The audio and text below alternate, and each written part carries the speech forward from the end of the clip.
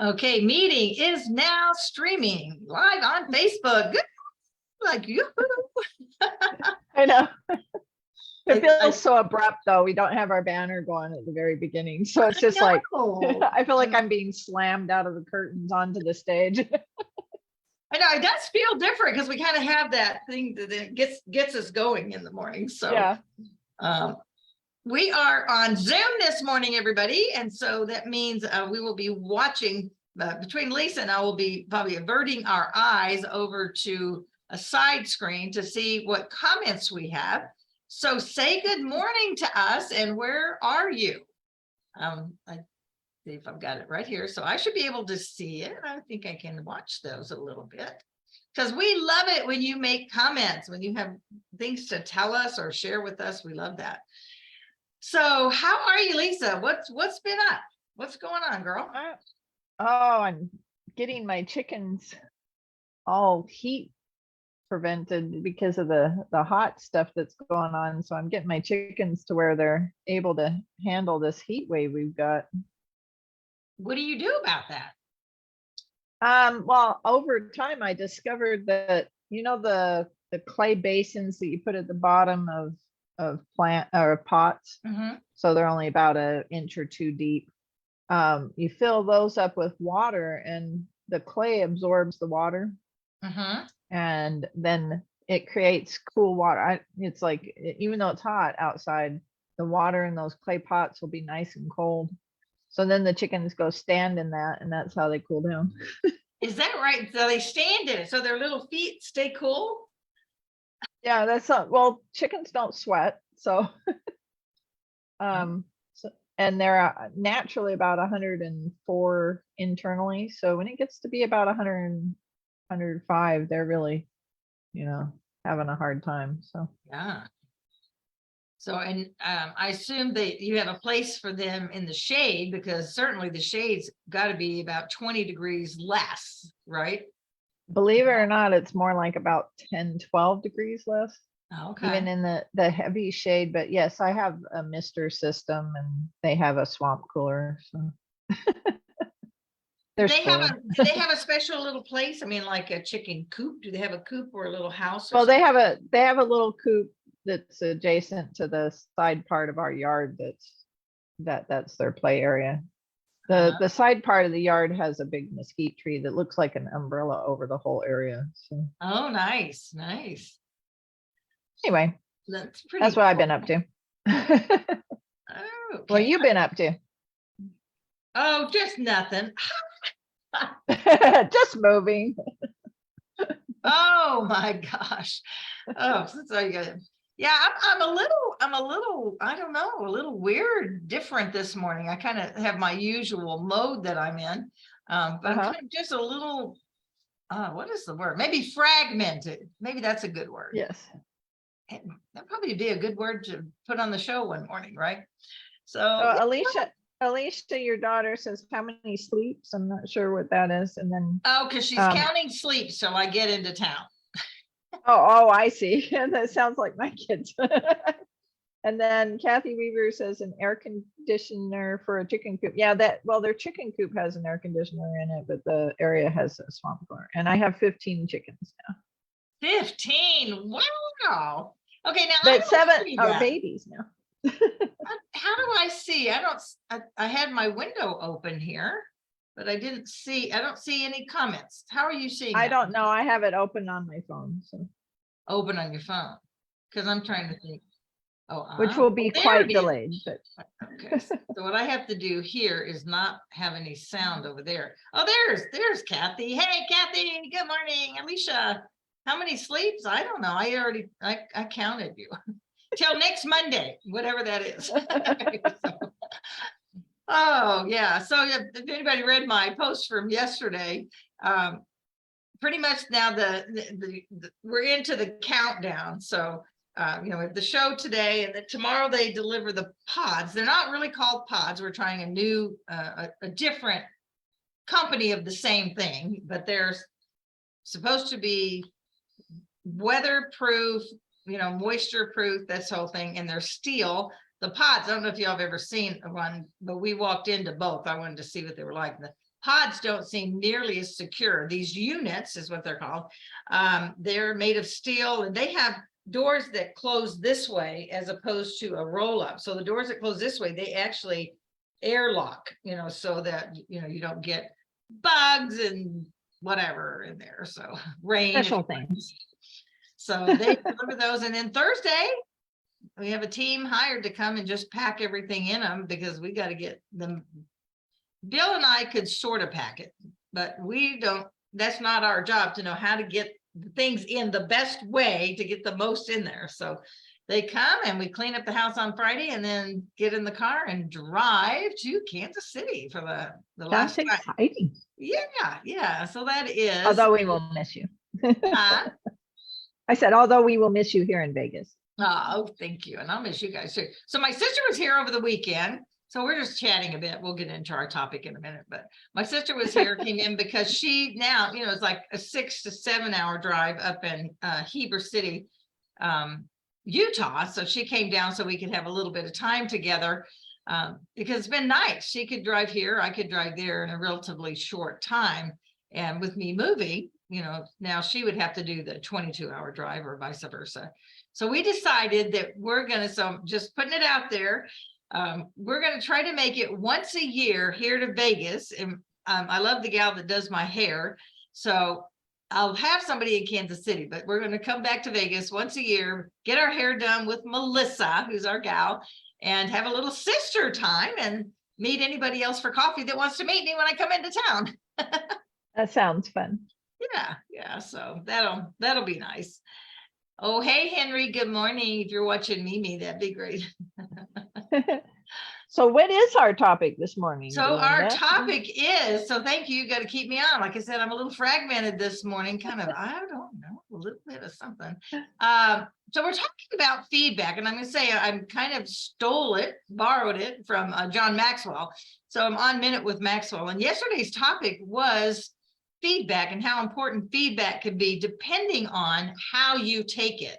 So, if you're not going to take it in a spirit of how can I learn and do things better, if you're going to be insulted, if you're going to take it negatively, if you're going to try to justify yourself, then don't even ask for feedback, because then it doesn't do any good. So what do you think about the whole topic of feedback, Lisa? Well, it can be pretty scary. I'll give you a story that I had. Maxwell Alexander Drake is a mainstream published author, and he does these brutal critique sessions live here in Vegas. And so writing is my biggest Achilles heel. So I can do all kinds of things pretty cool, but writing's one of my scary parts. So I'm already like nervous. And jumping into this, it was like, it stirred up emotions in me. I was shaking. Like my stomach was in knots and things like that. It was so hard to take that type of critique. And I went to that weekly for quite a while. And it got to where, like, at the first day I came home, I was like, I'm going to cry for an hour, because of all the different things. But I mean, it was good critique. Don't get me wrong. They can't, he couldn't do it in a they're type manner. He had to just hand it out to us. And anyway, but as I kept going, as I kept being brave about that feedback, then it got easier and easier to where the feedback wasn't like, felt like it was taking a part of my core out of me. And so and so later on, though, that made it so that I could write better. So the feedback, good feedback, has that potential, but boy, can it be hard to be vulnerable to that feedback. And that's my first thought. No, I think that's true. I didn't know you went live. I thought that it was just something you did online. So you went someplace. Oh yeah, no, I went, and you have 4 people and you read in front of them and everybody gives you their opinion on stuff, but he guides it so that it's good, info, or he corrects it. So he's an excellent writer in the fantasy genres. So the thing is that and he teaches all over the world. He's done all kinds of stuff. So it was really cool to be part of that. But really hard at first. I was like, can I do this? Can I come back to this? But feedback takes vulnerability to learn. Yeah, it really does. It really does. And again, I think it's like, what is, if you're going to ask somebody for feedback. So sometimes, like in your case, you hired him. So whatever, you paid to have somebody give you the truth. Because I don't know, I found oftentimes that people will just tell me what they think I want to hear, which doesn't really help me at all. So No. I've gone to, sometimes I've gone to friends to say, whatever question I might have, I say, now I really need you to be really honest. Don't hold back, don't shoot me down totally, but, give me some good, how can I make this better, whatever that is. And I think when you do coaching at any point, whether it's like yours was coaching for writing, but even if you have a life coach or a business coach, they cannot help you if you're not totally open and vulnerable about it. Because if you're going to take every. Yeah, this is from Kathy. She says, instead of saying, let me have your feedback, I usually ask, what is your largest takeaway? Isn't it interesting that we anticipate feedback means critique rather than accolades? Yes, that is true. There's a perception element. So we've got like vulnerability and perception are two elements in feedback. So great point, Kathy. Yeah, that is. And you're right. Why do we think that? On one of our past, I'll use one of our conferences back in the 2017 conference that we had, the Wow the World. I did reach out as we were planning the next one to a couple of people that had been there, and I really wanted to know what were the things they remembered. What was it that they liked or felt good about, or did they have any ideas on how to make it better? And I got some I did get some interesting feedback. Most of it was positive, I'm happy to say. But the one of them, and I can tell her name because I know she won't be embarrassed. I'm not sure if Darcy ever listens, but Darcy says she just loved the live music part. She just thought that was so good. We had Larry who was playing live music, and whenever we gave the giveaways, he did this special little thing. And she just thought that added such a nice little feature to that. And that's not something most conferences do. So I love that. And I loved Larry being there too. It just was a lot of fun to have him in the background. It was. He's just a great guy. I'm going to miss him too, being here. But again, if I want to do a recording, I might just have to fly to Vegas and say, okay, Larry, I'm coming into the studio.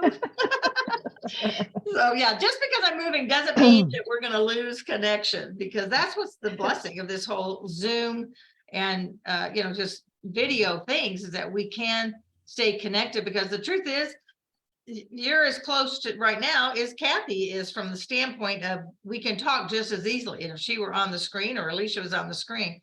So it doesn't so much matter, except you can't really go have coffee. So Lisa and I are going out later. We're going to have breakfast together, like real in-person live. So I'm looking forward to that.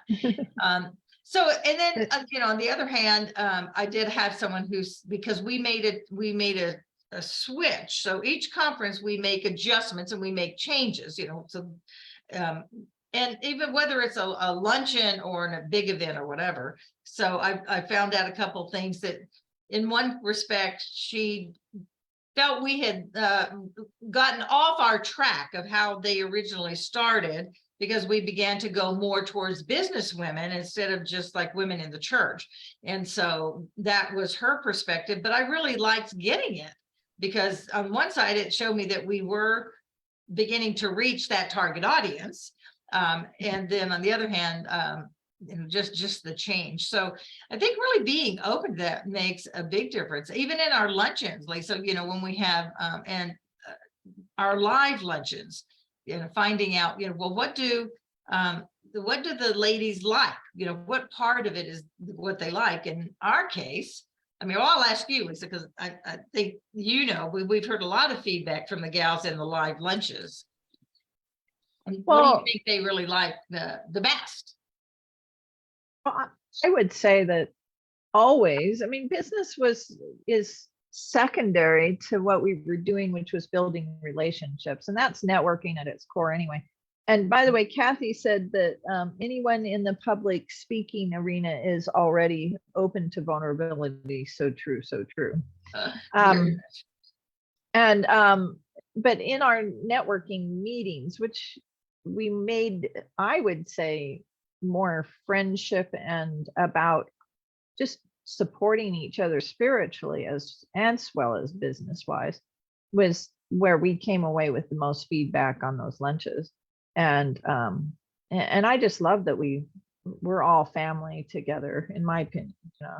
And that's a hard thing to achieve, in my opinion, when you've got so many diverse backgrounds, and yet it was achieved, you know. So Yeah, I think it was. And I know Kathy can say the same thing for the Kansas City group when I was going there regularly. That really was the big part of it, was building those strong relationships. And I love it that, you know, some of the Kansas City gals are really connecting now with Las Vegas, like you and Kathy and the different ones. It's like, it doesn't matter yeah. where we live. But it is being open sometimes to what people may have to say. I think that one of the things I would talk about, if you want to give feedback to me, that'd be great. I always love feedback, because I don't know everything. I can tell y'all right now, I don't know everything. I don't know that the way I do it is the perfect way, although I think a lot of it is really good. I'm going to just say, but I know we can always get better. We can grow, and that's part of the growth process. I think if you're not open to feedback, if you're not open to someone giving you the good and the bad or different, sometimes it's not good or bad. It's just, have you thought about this? Well, actually last week, Kathy put on there, because I was talking about, you know, the Pledge of Allegiance. I was talking about Americanism last week and patriotism.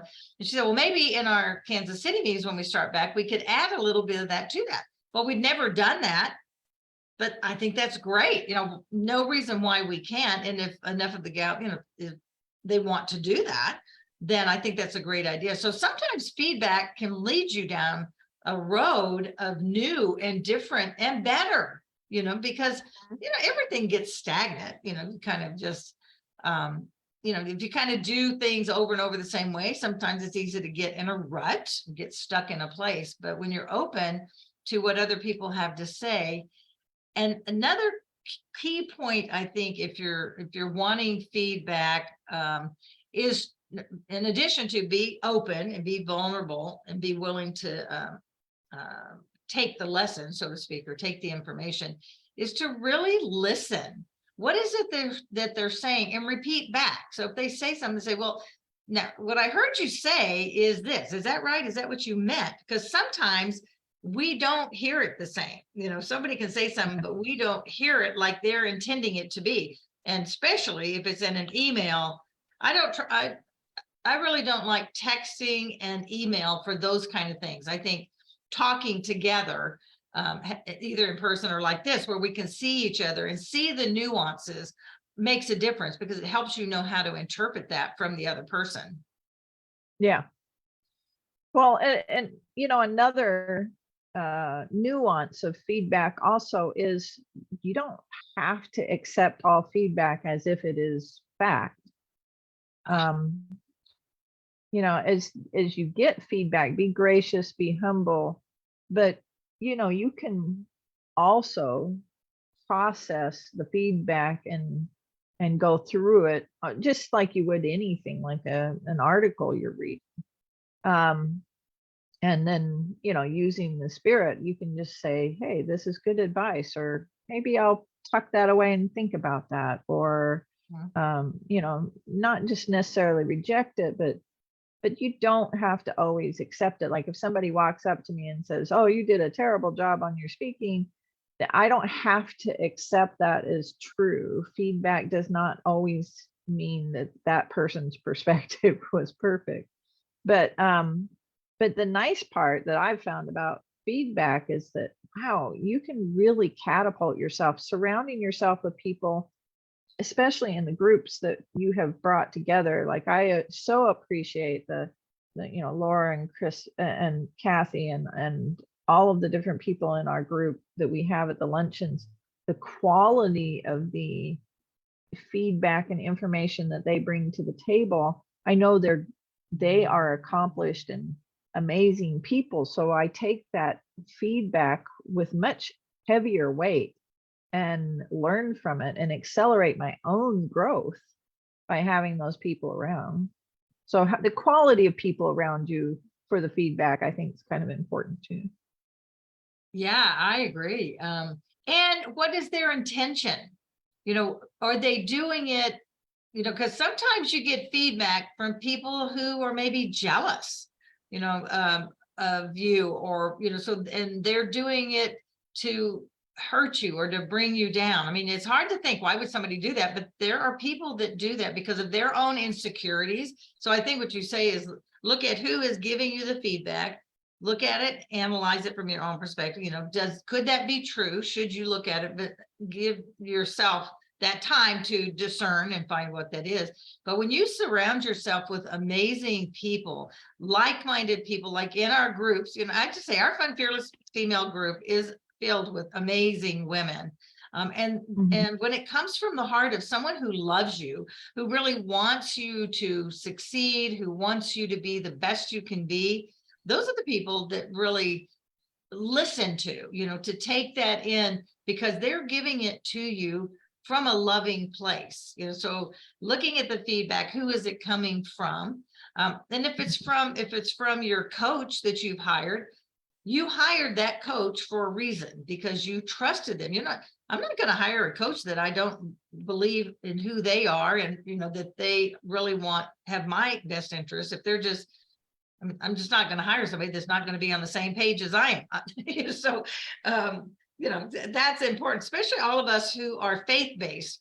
It would be very hard for me to have a coach that was not like-minded in the spirit, because they would be coming from a totally different plane, and I couldn't trust their feedback. My very first official coach was such a woman of God, and I still think of some of the things that she told me in the beginning about myself as she listened to me, that I hadn't been able to discern that. I hadn't been able to figure that out. And because she was a coach and that was her job, and she let the Lord, the Spirit, help her discern those things through me. So having a coach, I'm gonna just put this out there, you guys, having a coach to get you to the next level of whatever, if it's your family or relationships, or your business, or your mental, your positivity, for one, whatever that is. When you have a coach, you hire them because that is their gift to help you get past that, to understand you. And so the more open you can be in listening to them, and then as a good coach, they'll ask you questions to really understand you better. And then the feedback that they give you will have even more value. So that's why you hired, I can't remember his name again. Your book guy? Maxwell Alexander Drake. Oh, Drake, right. Okay, because that's what you usually call him, Drake. Yes, Drake. Because he is excellent, because he's already been there, done that. You trusted him to give you the advice and the things that you needed to know. And consequently, you're so much better than you were, and you're more confident than you were. So, and that's all part of the coaching. That's not what today's topic is about coaching, but I would say having feedback is very important in various areas. And when you need someone to really help you, then consider hiring a coach. I mean, because it does make a big difference, or it can make a big difference in what you do. Kathy says sometimes intense negative feedback fatigue is coming from their own shortcomings. Intent versus impact. Yes, I agree that sometimes, intense negative can be, not helpful. Right. I always like feedback. Well, when I give feedback, I always like to sandwich it with the compliment and then finish up with a compliment, so that they know that it's not coming from, oh, you're doing everything wrong. Right. And it was, like I said, if you're paying for feedback like I was with Drake, I was paying for the experience to have him basically tear apart, what I was writing. I knew that. So I wasn't taking it from the viewpoint that he was saying that I was an awful writer. I was taking it from the viewpoint that I knew I needed it to improve a lot. So, Well, and so you there's knew like I said, there's a lot of perspective in what we're doing. when you knew that his goal was to help you be a better writer. I mean, Yeah. His intention was good. Yeah, like Kathy said, yeah. Yeah, that's what it was. And I can say, I've seen a lot because I've been blessed to work with women my whole life. I didn't know that is what God was putting in place, but he always had me working with women. So I finally like, duh, Delinda, that's your ministry.